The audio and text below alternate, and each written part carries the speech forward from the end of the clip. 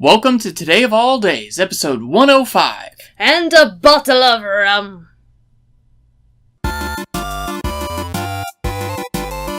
Today is Trident of King Neptune himself, Tuesday, September 19th, 2017. And today is... Talk Like a Pirate Day! Well now, shiver me timbers. If you landlubbers don't have old Chumbucket John Byron, Captain Slappy Mark Summers to thank for your creating the finest holiday celebrated since 1995, the year of our Lord. Aye.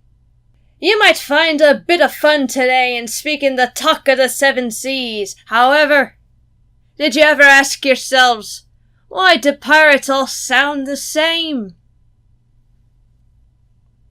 You see, 'twasn't old Davy Jones who wrote the rules on pirate speech. Truth is, only Disney is to answer for this linguistic injustice. Disney released the film Treasure Island, based off the book of the same name, in 1950.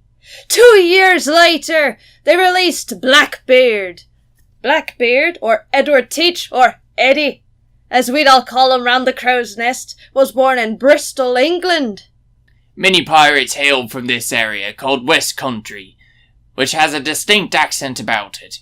Robert Newton, the salty dog who portrayed Blackbeard, also played Long John Silver, and he chose the West Country accent for both roles.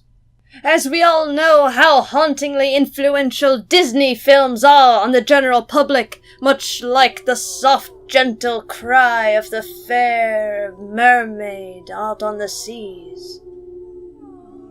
Newton's pirate portrayals became widely adapted as the pirate law.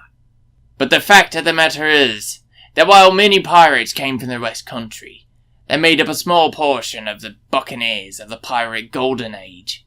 Pirates were of the many different nationalities, so they really didn't have one telltale sound. And that brings us to... Today in History. In 1952, the United States bars Charlie Chaplin from re-entering the country after a trip to England. That's my boy Charlie! Charlie Chaplin was born on April 16th, 1889 in London. He grew up with his mother in poverty. Before the age of 9, he was sent to a workhouse twice in order to make ends meet.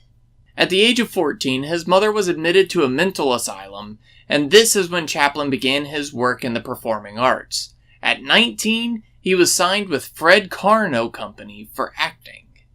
The Fred Karno Company sent him to America. His rough childhood led him to develop a character of a tramp. Many could relate to this persona at the time, and his career started to blossom.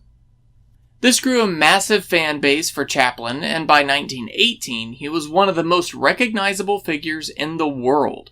1 year later, he co-founded a distribution company and gained complete control over his films. With his great fame came many critics, and rumors of him being anti-American started to surface in 1917. In 1952, he decided to go back to Europe to promote his newest film, Limelight. This gained the attention of the FBI, and they had MI5 start looking into him. He was accused of being a communist and was barred from returning to the United States. When he arrived in England, he stated that he was not a communist, but someone, quote, who wants nothing more for humanity than a roof over every man's head, end quote. Chaplin swore that he wouldn't return to the U.S. ever again. But in 1972, he came back to pick up his Oscar. Avast ye barnacles, and hold on to your jib sails, for today is the day to embrace history. Pop in a Charlie Chaplin flick, or embrace her in a pirate, or walk the plank on this day. Today of all days. Today of all days. We will see y'all tomorrow. Bye.